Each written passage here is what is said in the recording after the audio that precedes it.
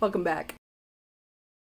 So I know I said I was going to start uploading a little bit more regularly, trying to do a weekly thing, but I've been sick the past 3 weeks, so it just hasn't happened. At least you can tell by the congestion that I still sound a little bit sick, but I'm on the mend. I'm doing better. This is more going to be on the author side of things, the writing side of things. So this is the start of a new series called On Writing, where I discuss the struggles of being a writer, the processes, the pros and cons, the fun things, the not so fun things, and just discuss writing in general. And today we're going to talk about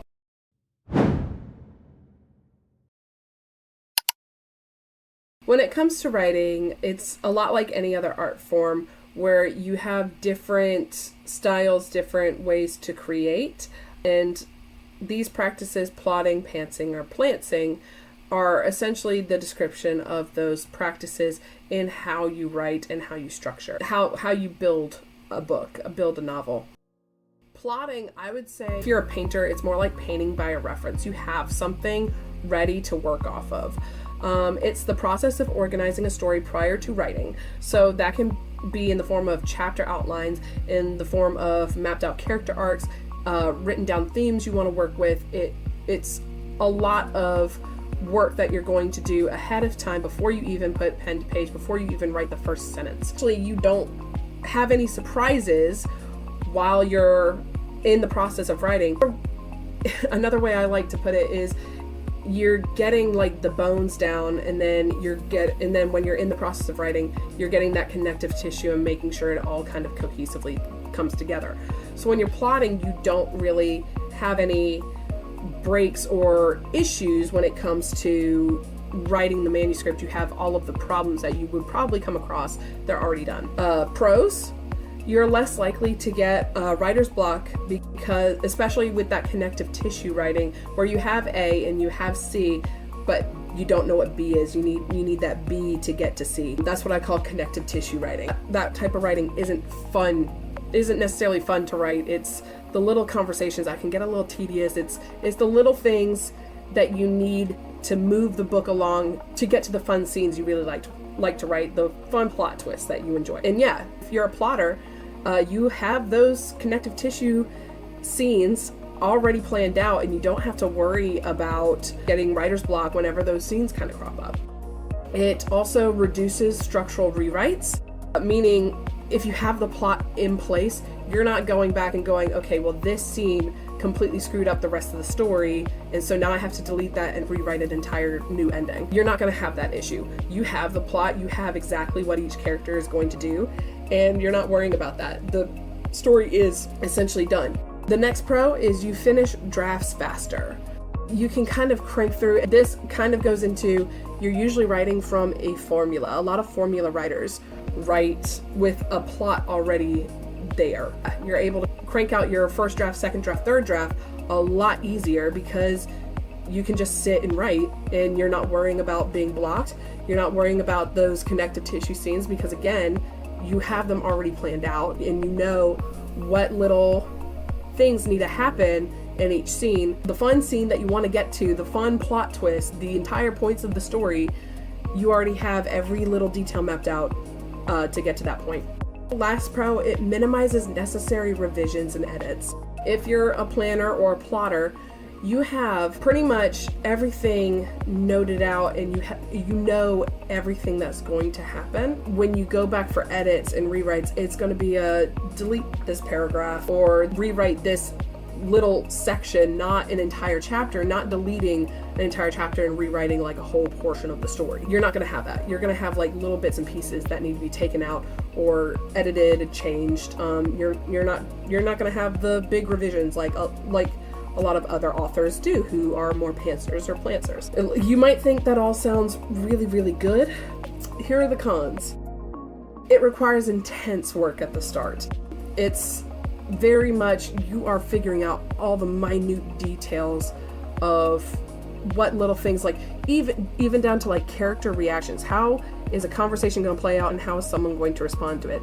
You are plotting that out because it's going to be important in later scenes. You have all of this intense work, and it can even be world building. If you're a fantasy writer and you feel like you need to be plotting and planning, it can look like major world building. If you need to have like certain things put together and have like a whole chapter by chapter outline, you have all of that already there. That can be really daunting, especially if you've never really written a book before. If this is like your first book, that intense work at the start, having that whole plan and getting that all written down, it can be a struggle, and especially when you just want to write. You just want to write that fun scene, but you have to get to it. That's the thing, you have to get to it. Another con is that you tend to your writing tends to be formulaic. I said this earlier in the pros, because it reduces structural rewrites, tend to finish drafts faster, usually because you're writing from a formula. It can be less fun when it comes to writing. Again, it's not fun to write that connective tissue. It can get real frustrating because you really need that plot. You really need the characters to follow the plot for the original idea you wanted. If your characters are fighting that in certain areas, it can really be a drain, and it can be really frustrating. Next con, it can also feel really restrictive. It feels like you have to play into the plot you already have. You can't change it, because if you change it, the whole thing will fall apart. And then you won't be meeting your deadline or meeting the quotas you want to meet. It feels like every little thing can kind of hinge on that, and that restriction can be frustrating. It can make it less fun. It doesn't mean that the story itself is less fun. I'm just saying when you go to write, it can be less fun to write it out, because you're just like, just trying to get the words on the page. It can kind of ruin the writing process if you aren't regularly writing to begin with. And finally, it can make your plot feel forced. Again, that kind of goes into the other things. If you're not yet a passion writer, then I would not suggest a plotting set out for you. Plotting's really good for like if you're trying to meet a deadline. This will help you meet a deadline. The best genres, I would say, for plotting or planner writing would be mystery and thriller, especially mystery. If you don't know who your killer is by the time you start writing, then that's a bit of a problem. Authors that are more plotters, they tend to be more mystery writers, like John Grisham, R.L. Stine, Suzanne Collins. Another one that was mentioned or listed in several of these plotter lists is J.K. Rowling and Collins. She didn't write mystery, but she had that dystopia. Hunger Games, you know it well. Like, you can tell, as soon as you read the first book, you can kind of see where it's going. And again, you can kind of see little things in the first book that are brought up in like the 7th book of Harry Potter. You can see that that she's leading to certain things that are going to happen later, that she had that plan to begin with. A lot of authors, especially famous authors, who say that they're more plotters than they don't pants at all. They're very much, I have a plan, I'm sticking to that plan, I chart everything. Authors who do that, they do it because they feel like it gives them a good schedule. They don't deal with blocks as much, and they feel like if they really need to churn out something, they can get it out. Next thing, pantsing. What is pantsing? Essentially, the term came from writing by the seat of your pants. It's a writing process that lets the characters tell the story, or tell the authors the story, essentially lets the characters kind of write it themselves. It's quite literally writing off vibes. So the pros of pantsing is it keeps the writing process fun. You're kind of always, you're always writing scenes that you're going to enjoy. If you're pantsing, you're not writing a boring scene, because you're enjoying the writing process and you're just throwing stuff on the page. That keeps the writing process fun. And if you're new to writing, pantsing is probably the best way to do it. The next pro, it feels creative and free and spontaneous. You're not really knowing where the story is going, and so you're not second guessing if your writing is up to par with everything else. You're just enjoying the process. And pantsing is really just about enjoying the process. Whereas plotting is more about building the process. Pantsing is just enjoying the process. Last pro, it can keep you excited about your own story, which is probably like the best thing when it comes to marketing and all that.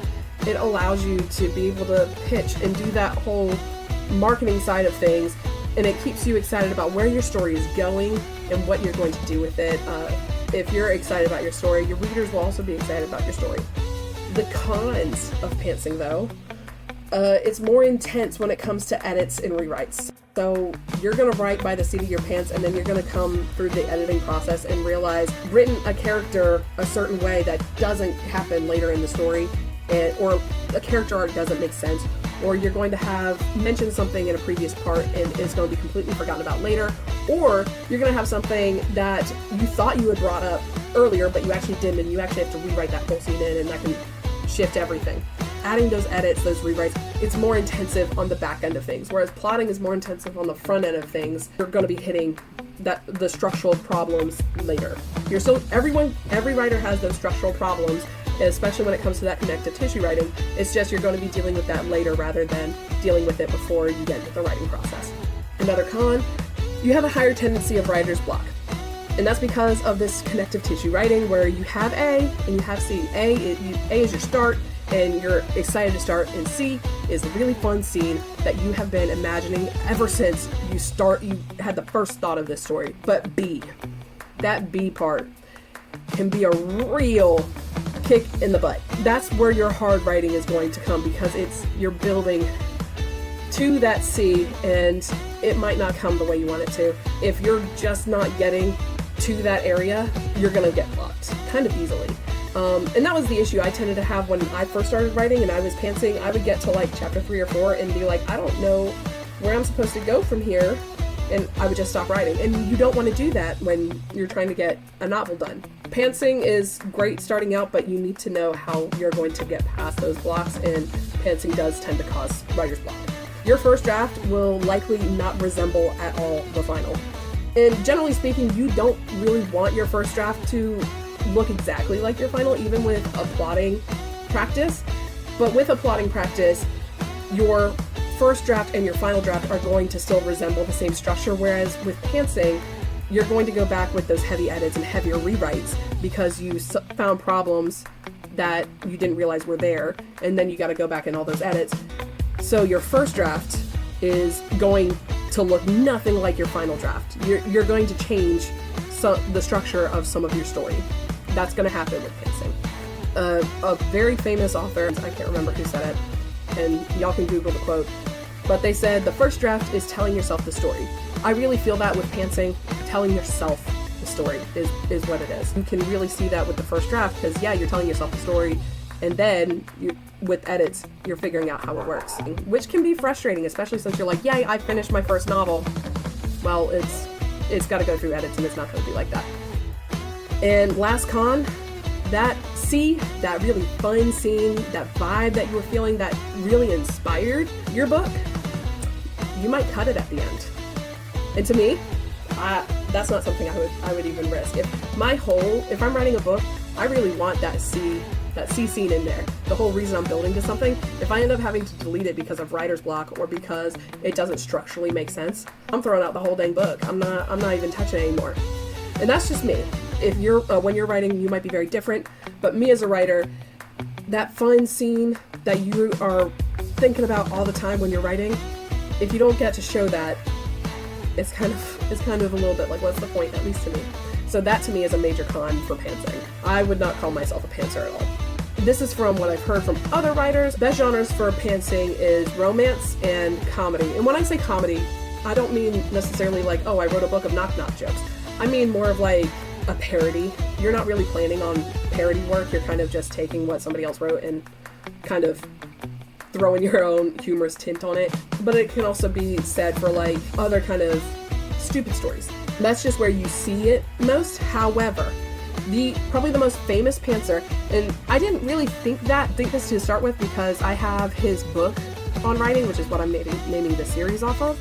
That book kind of inspired me to be more of a plotter with my planning. It inspired me to become less of a pantser and more of a plotter. And I didn't think that until I read his book, Billy Summers, and in that one you can really see where he goes pantsing.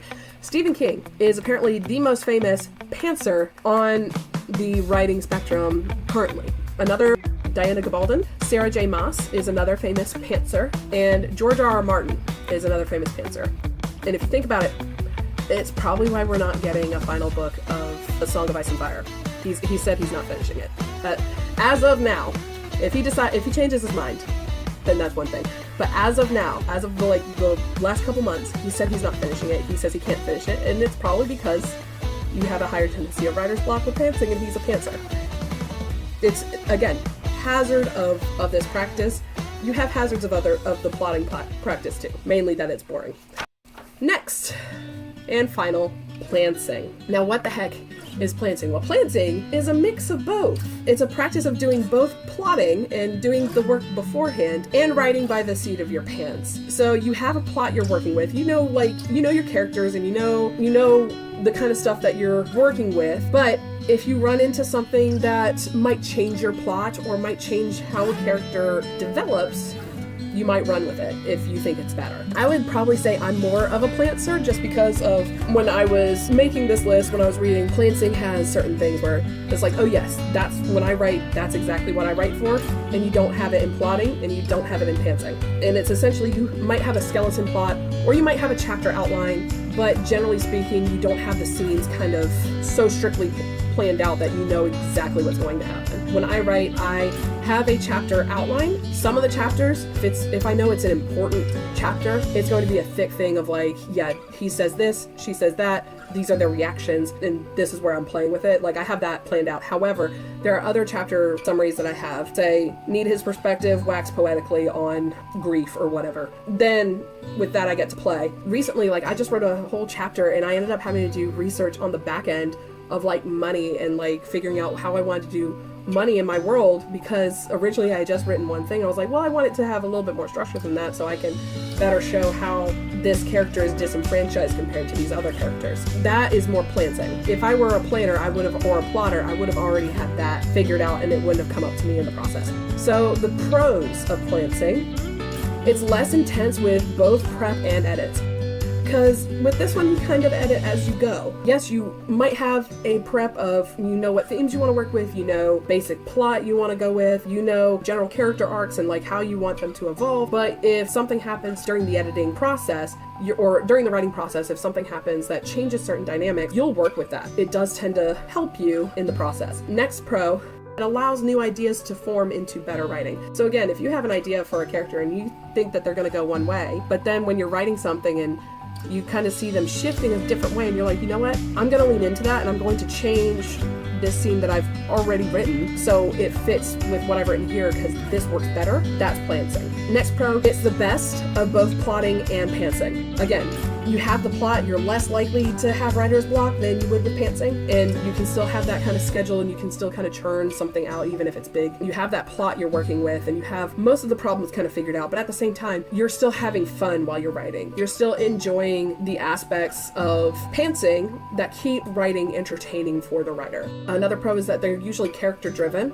Again, if your character starts turning a certain way in one scene, even though it goes against other scenes in the plot, you can actually adjust those scenes while you're writing and go you know what, I'm going to change that and this works better. And finally, aha moments. And this only happens with plantsing. And probably my favorite part about writing, these are the best moments that make you feel like a genius while writing. They're essentially, you have this plot and you planned this out and you had this idea and you're really happy about it. And then while you're writing, just off the cuff, you might have somebody say something and you're like, oh my gosh, that ties in so much better with what I already had planned, and it makes you look ridiculously smart. Like you had the whole thing figured out. It makes it look like something you had already figured out. It makes it look and feel deeper and more cohesive. It's that aha moment, and it really makes you feel good. When you have that moment, if you're a writer and you have that moment, you know that moment, it makes you feel amazing. So cons with plantsing. While you get the best of both plotting and pantsing, you also get the worst of both plotting and plantsing. Again, worst part of plotting, it's less spontaneous and rigid. It can be tough, especially with that connective tissue. Yeah, you're going to slog through some stuff, but you're going to push through because you want to get to those juicy scenes that you have planned from the beginning, just like with pantsing. It can cause writer's block.